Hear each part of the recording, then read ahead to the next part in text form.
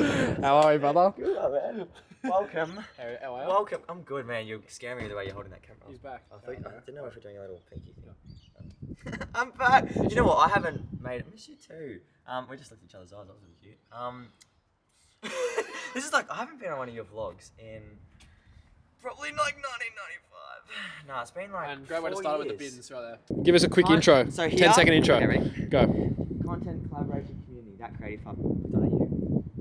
Benny, thanks for having me here. Oh, Keen to man, meet the hub. anytime, Mate, bro. keen to get Anytime. into some questions. Yeah, feeling good. Hey, take a seat, man. Mate, there's no seat. Just take a seat, bro. Take a seat. Mate, how did this get here? Oh, man, I told you. You just got to sit down. It's that simple. Might start doing that more often. Yeah, man. What do you do? I might sit down more often, actually. I might just take a break. I'm with Benny. I've known Benny for about 4 or 5 years now. 5 years. Crazy. He's an amazing man with amazing experiences. Benny, tell us a little bit about what you do. Hi. Welcome. Look, my name is Benny Greggs. I'm a producer, creative and entrepreneur here from Melbourne. As a 23-year-old, my passion is in creating and building beautiful community and spaces for people to thrive in. And here we are today, mate, at the Creative Hub. It's lovely to have you here, finally. It's a beautiful space. Thank you for really, a beautiful really human like Mate, you. I was going to you're say more beautiful. beautiful. Oh, stop it. See, we're going to get into X-rated content now. I love creating. I've created since I was 10 years old, started as a DJ, built my organisation into a creative director, have built some beautiful spaces, toured shows. My ultimate goal is to make people smile and to help people exceed the limitations that they put on themselves, and definitely doing that every single day. Yeah, that's a good question that I'll actually lead on to further later on. But yeah, yes, thanks for bringing that up. That's my pleasure. Leading on from your statement from before, Yeah. what would you say is your ultimate purpose?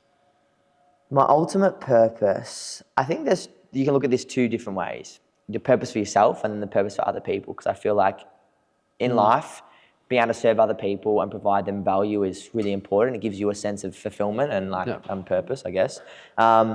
My purpose for others is to help them exceed the limitations that they put on themselves, especially for young people.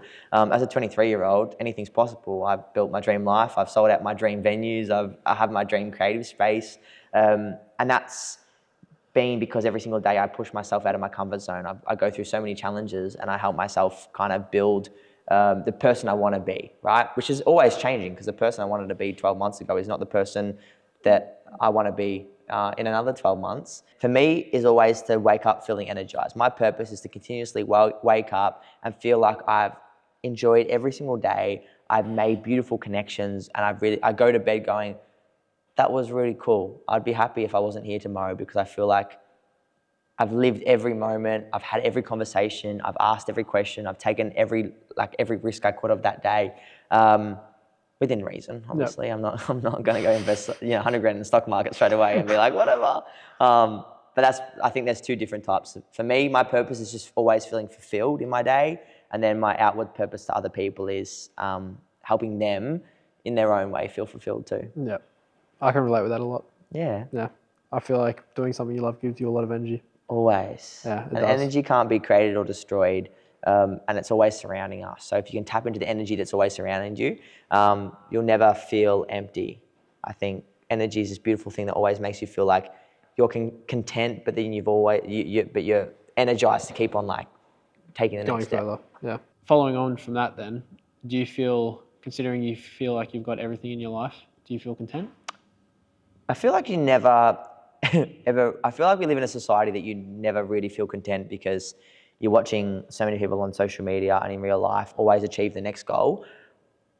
I continually trying to remind myself and bring myself back to ground zero and be like, 12 months ago, I didn't have any of this. I didn't have this face. I didn't have my dream show at the Palms at Crown that sold out at my dream venue. I didn't have any of this 12 months ago. But within 12 months, I look back and go, whoa, everything that I manifested, I have. But you always want more, and I think that's just a natural human instinct. Yeah. You always sit there and you want to improve. You want to grab the next thing. But one thing I've been doing more and more lately is journaling every night, so that I can leave every day going, oh my Lord, I actually did all that, and I'm really grateful for it. I think that's the most important thing, regardless of always wanting the next thing. It's about stopping and just appreciating and smelling the roses of what you do have, because then I feel like with every milestone that you then hit, it becomes so much more enjoyable because you're like, yes, I've done this. Yes, I've done this. So yeah, I feel content in life, but this is all material. What's most important is that I'm always feeling like I'm just full of beautiful energy and I'm with the best people. I think then I feel content if I'm around the best people. Yeah. If I just sit here by myself, I'm like, okay, what can I do next? Yeah. Yeah. Humans are social creatures. Yeah, they are. People need to chat. You need to chat. As an only child, I'd chat to everyone. Like, Yeah, you no do. siblings, but I think he's the most social person I know. He I loves pride talking. myself on that. You raised a good point about reaching a certain milestone. And I think people put a pedestal on the success that they want to achieve is by achieving a certain material. Yeah. When you get there, nothing changes. It's like, when I achieve X, I'll be happy. Nothing changes. Like, why put a milestone on how far you want to achieve? I think healthy KPIs, milestones are great, like because it helps you achieve things. But I was speaking to my mentor, and he goes to me, Benny, you always want the next thing. You like it's fulfillment. Like you want to feel fulfilled. You go, yes, when I get my new car or I get a creative hub, I'm going to feel fulfilled. Everything's it. And how do you feel? Honestly, like it's just no different. It's just a different level of growth. Like for me, I make $100,000 in my business. It's like, wow, that's crazy. But then 6 months ago, when I was looking at wanting to make $1,000 in my business every week, I was like, wow, this is crazy. But now I look back and go, that was nothing. And then $100,000 is like relevant for me now. Yeah. But then I'm sure in 12 months' time I'll look back and be like, oh yeah. Yeah, just 100. You just grow. It's perspective. The more perspective that you have on things, the more you kind of either appreciate or realize that these things are important and great and you need to celebrate them, but it's not the be all and end all. But I get more enjoyment from then lifting an extra 20 kilos on the bench press at the gym because internally I feel like I'm growing. Yeah. I feel like that's more rewarding. Yeah. I mean, it's psychology, like it's psychologically like crazy because you never really know what's going to be fulfilling and what's not until you get there. And sometimes things are really amazing and then you get places and you hit that spot and you're like, all right. What now? What next? You know, like it's cool. Like this is great. All right, what am I doing next? I feel like we're both very go-getter type of people. And I feel like that's a struggle we always face every day. Yeah. And then the downfall too. Like you hit a massive milestone in your life. Like my show earlier in January, like sold out. I was on stage. I was taking it in. I was like, fuck, this is wild. Then the next week I sat in my room and I was like, Well, that happened. all right. This is weird. What am I supposed to do? Yeah. Because I hit the milestone. And we kind of sit there, and then we put success on this one big thing, and then you hit it, and then you realize that, all right. You don't feel as fulfilled as what you thought you'd be. Yeah, 100%. Afterwards. During it, maybe. Yeah. But afterwards, it's done. So it's like, how can I live my life every single day to walk away feeling like I'm always constantly fulfilled? Obviously, we have shit days, naturally.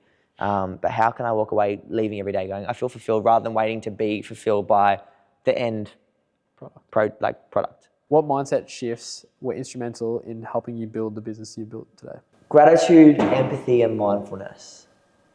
Those three have really made a big impact in the way I see life.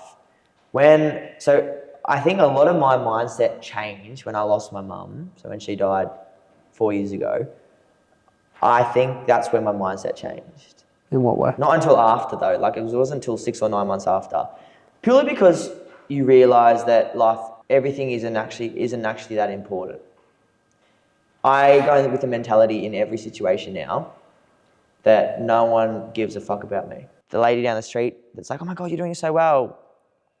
They're not going to be thinking about you. They don't give a fuck. They're going to go home to their cats. You know what I mean? Like, No, I mean, that's a bit of a stereotype, but you know what I mean? Like, they're just going to go home. And when you learn that, you actually don't really care about what anyone thinks of you. And I think that in itself is the most beautiful mindset shift ever. Because as someone that was at school that was, get this, I always said for a long time that I was bullied in school. But a lot of that bullying was on my own accord. It was my mind bullying me because I thought that people that had a problem with me. I thought that people had a problem with me. It's called the fundamental attribution error, right? Where you just start assuming the way that people are reacting based on a small interaction that you've had with them, which probably doesn't even equate to the way that they're feeling about you. It's like you knock someone in the supermarket and they turn around and give you a dirty look. You think they hate you. You're like, fuck, that guy must hate me. But turns out that's just how their face looks, right? Crazy, but it's so true. And I use that analogy because it's like, you speak to that person like, oh, no dramas at all. But if that person didn't open their mouth, you'd think they'd hate you. Yeah. As soon as they open their mouth, they probably don't hate you. They're like, oh, no dramas. We all make mistakes. It's all good. So it's this thing that you perceive. You always perceive that other people are talking shit. And that's also, and you know what that comes down to? Not having enough self-love and care about who you are as a person. That's all it is. So when I was at school, I was ultimately was kind of in the closet with everything in my life. And I was too scared to admit to myself who I was, what I was into. And any little trait that came from other people was just a mirror of the way that I was thinking about myself.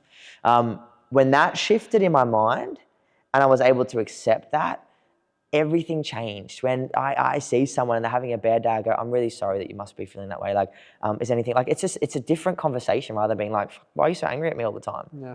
It's just a mindset shift. So that in itself, right? That and the perception and like knowing, like not giving a fuck about anything, like don't take things so seriously. Those two, crazy. Mix that with so that's mindfulness, empathy, right? Gratitude, journaling, gym, self-help, mental health. That is something I've only done recently over the last 6 months. I've been the most consistency I've ever been in gym. For you might be like, consistency, like I go 1 day a week, now 2 days a week, PT, right? But the gains over a longer period of time far outweigh a lot of people that go to the gym. And I don't do it because of that, but I do it because I'm consistent and I do it for me. I wake up and I look forward to going to the gym with my PT. Probably going to pass out. Great. I love it. But I go there knowing that every single time I come here, I'm getting stronger. I have more mental clarity. My skin's looking better. I'm eating healthier. Like, I just love it, right? Yeah. So those three things are probably the most crazy, the craziest. It's like being content, putting in the work, really, truly upping who you are as a person. Gratitude, being empathetic, not giving a fuck about anyone else, like learning perspective. All of that combined means you're pretty unstoppable. Of course, we all have our bad days and that's normal. But as long as you go to the end of the day and you reflect on why the day was so shitty and you start fresh tomorrow, because once the sun comes up, it's a brand new day. And most of the shit that happened yesterday, people forget about. And it didn't even matter in the first place. Perspective, man. The older you get, the best thing that life teaches you is perspective. Someone dying teaches you perspective. Crashing your car teaches you perspective. You know, that's what perspective is. Challenges are perspective. Yeah.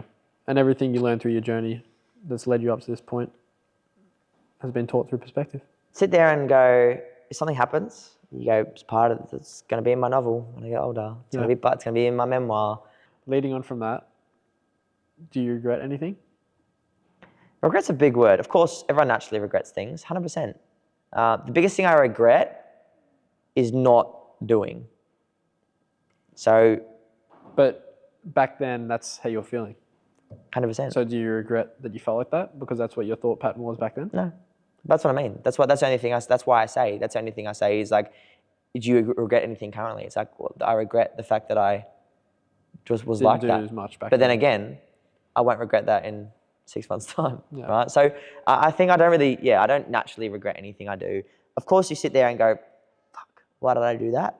In the heat of something, you then take that as a learning lesson and go, okay, well, next time I'm in a situation where I feel like I need to make an informed decision, I'll take a breather, step outside, come back in and make the decision. Because then you can look at it from other aspects. I mean, regret's a big word. Everyone goes, I regret being with that person for 12 years of my life. But then if you went with them for 12 years of your life, how would you know that's what you didn't want? Yeah, you wouldn't. Was there a moment you felt like giving up? And if so, how did you push through it? Every week. I probably want to give up once a week. If there was one experience that you've been through, what would it be? Doing kind of like, I was getting ready for my show and I launched my new show at the end of last year. And I got to probably December. When was it happening? Like through September, October, November, I was starting to get really flat. This is probably the first time I spoke about it on the podcast, on a conversation, video. Right? So in November, I Started to like, my mental health started to decline based on, you know, my sexuality and what I was going through in life, and just always kind of being behind a closed door based on, again, what I thought people thought of me and all that sort of fun stuff. And I got to just before New Year's, after Christmas time, my family were like, congratulations, Ben, you're doing amazing. We're so proud of you. All this other stuff. And I was just burning on the inside. I was going to bed every night, fatigued, was crying myself to sleep. I wasn't happy with who I was. I felt like everyone thought I was someone, but I was always acting to be the opposite person, right? Every day I'd be on my floor, and it'd take me probably 2 hours to wake up in the morning. I'd sit on I'd just sit there and doom scroll and cry and binge eat, and everything became too much. I felt like I had no purpose, and it was like all the stuff from my mum catching up with me, and myself and my dad's relationship was a bit rocky. Accepting the worst case scenario in that time was the only way that I could take the next step. And I was on a phone call to one of my family friends, Kathy, who is like my mum's best mate. She's like my mum, like she kind of has stepped in to kind of play that role in my life. And I remember her saying to me, Benny, well, if the worst case is that this happens, then that's not your fault. And the worst case was pretty bad. I won't go too into that because it's a bit morbid, but the worst case was technically like someone not being here anymore in your life because of something that they were going through. And a lot of that mentality came from instances before that where things would happen based on the way I was feeling from the other person. And it was PTSD. It was like I was always scared to admit to myself who I was, because if I had, that was going to happen again, but worse. But then I took some deep breath and finally accepted, after 17 bloody conversations in the car, that, you know what, I need to be honest about myself, because otherwise I'm going to be the person that's not going to be here anymore. Then as soon as I was honest, it became extremely challenging. But that first step of like being honest to that person and telling that person, everything then shifted. And that's how I then started to become like overcome, and I realized that a lot of this stuff was all in my head based on previous experiences. So I've taken that analogy and now apply that to every challenge that I have faced in the last 8 months since then. And that's how I've overcome a lot of things. It's accepting the worst case scenario and realizing that, you know what, if that is the worst case scenario, then this is not that bad. Because a lot of the things that happen and go wrong, even in business and stuff, I sit there and go, investing all my money in here and almost getting rid of all my savings to build this, what the worst thing to happen? I go bankrupt and I file for bankruptcy, and I just keep living at home with my parents, my dad. If that's really the worst case scenario in this environment, here especially, I don't have too much to worry about.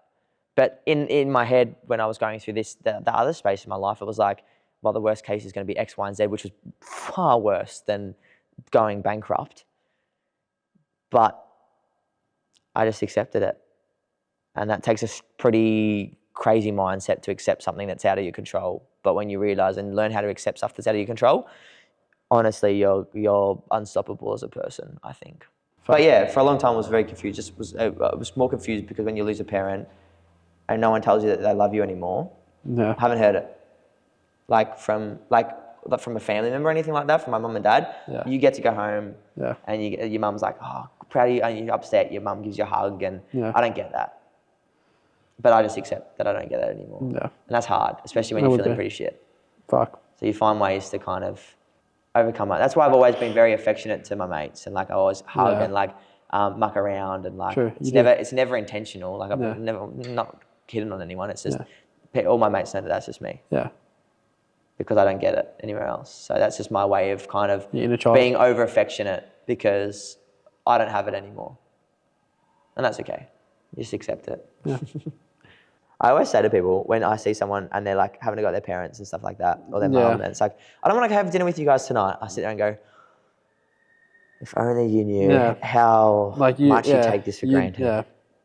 Even doing your own, getting your washing done, or like your mum cooks your home meal. Like I don't remember the last time I walked into my house. You know when you got that smell when you walk in and it's warm inside, the house is nice and clean and the table's ready and everyone gets to dinner and you're like, oh mum, this is so beautiful. Like I miss that like crazy.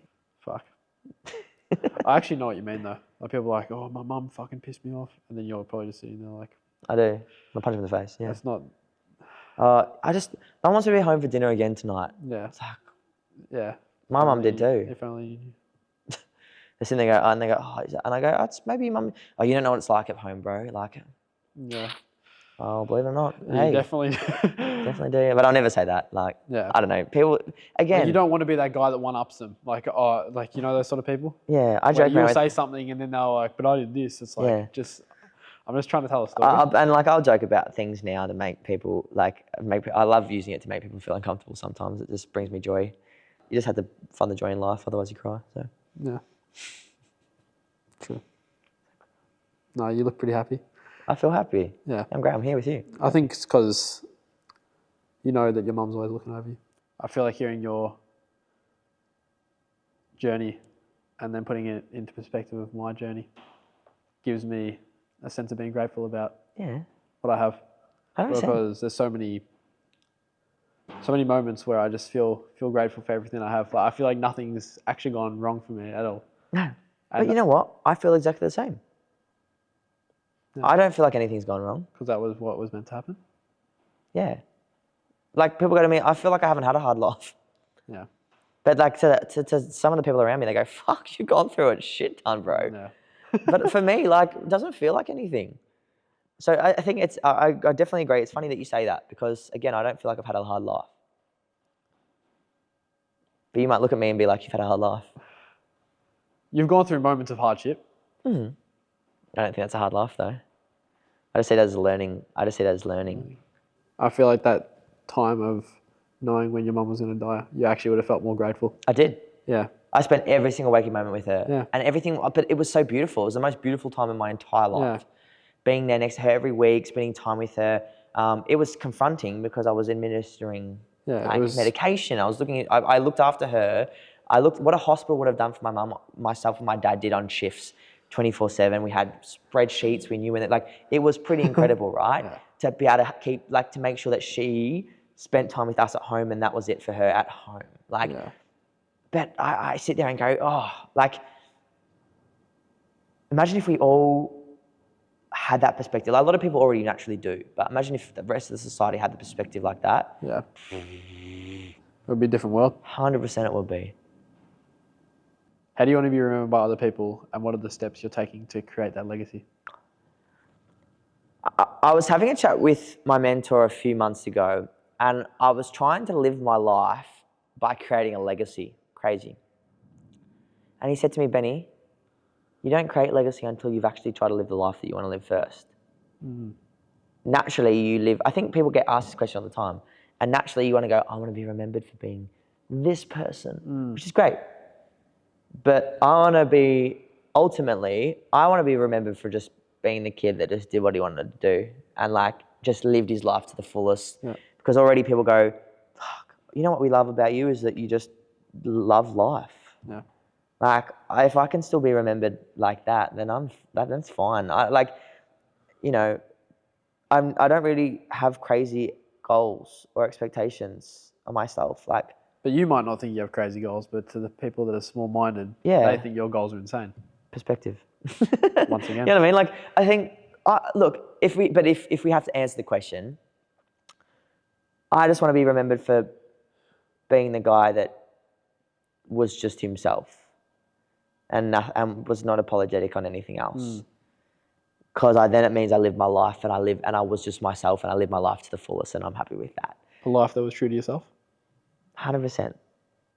I've built beautiful communities already. The BG community that shut down only as of recently, I had that for 7 years. Yeah. Crazy, 6 years.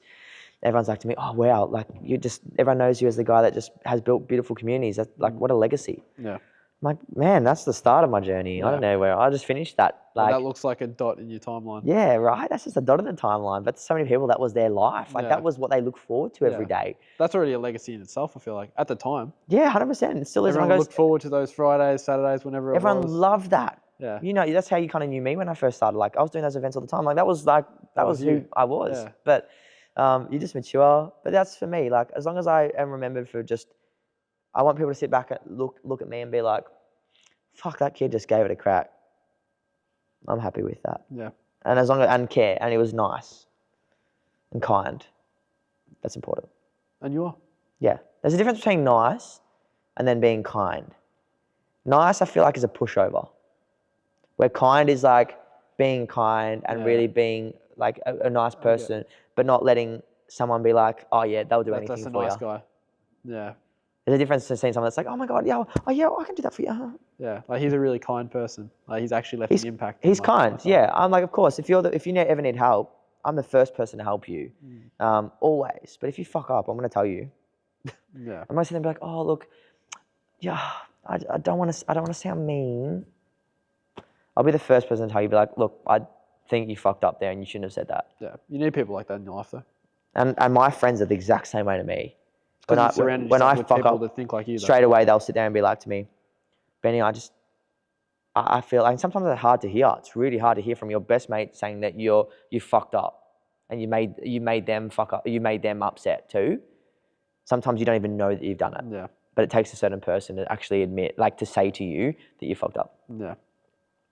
But you know their opinion's important to you. It is. Otherwise, I wouldn't have them around. And that's why you listen. Yeah. Yeah. Yeah. I find it hard to take criticism from my mates, from clients and everyone else. It's okay.